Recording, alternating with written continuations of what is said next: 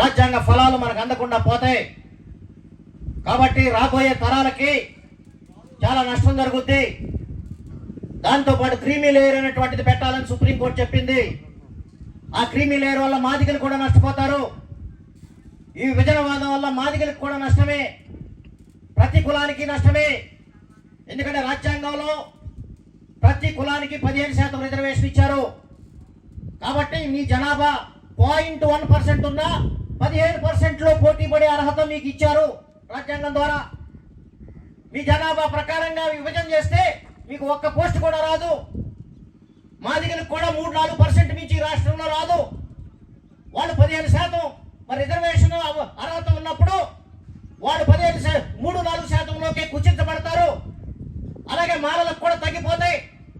కాబట్టి ప్రతి కులానికి మరి ఐక్యంగా ఉండే విధంగా పెట్టినటువంటి ఈ యొక్క సమానమైనటువంటి అర్హత కలిగినటువంటి రిజర్వేషన్ విధానాన్ని వర్గీకరణ ద్వారా డిస్టర్బ్ చేస్తే మేము ఊరుకోము అని చెప్పి సందర్భంగా తెలియజేస్తున్నాం.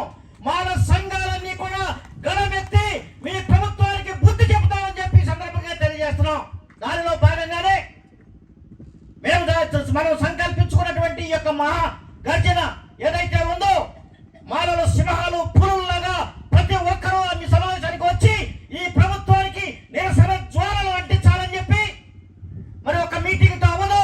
రాబోయే కాలంలో అనేక మీటింగులు జరుగుతాయి, అనేక ఉద్యమాలు జరుగుతాయి.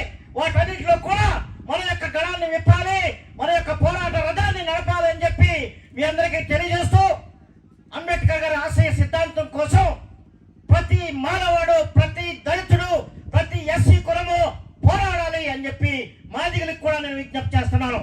వాళ్ళని మోసం చేస్తున్నాడు మందా కృష్ణ మాదిగ. మీకు నష్టం జరుగుద్ది, మీ భావి తరాలు నష్టపోతాయి. మీరు మాతో చేతులు కలపండి, ఈ విభజన వాదాన్ని వ్యతిరేకించండి. కాబట్టి ఈ విభజన వాదం మనకు వద్దు. రాష్ట్ర ప్రభుత్వాన్ని మరి ఈ విషయంలో పూర్తిగా తిప్పి కొట్టాలని చెప్పి జై భీమ్ నినాదంతో గుంటూరు సభ మారు మోగాలని చెప్పి సందర్భంగా తెలియజేస్తూ మీ అందరికీ నా యొక్క జై భీమ్ తెలియజేస్తున్నాను. Thank you sir.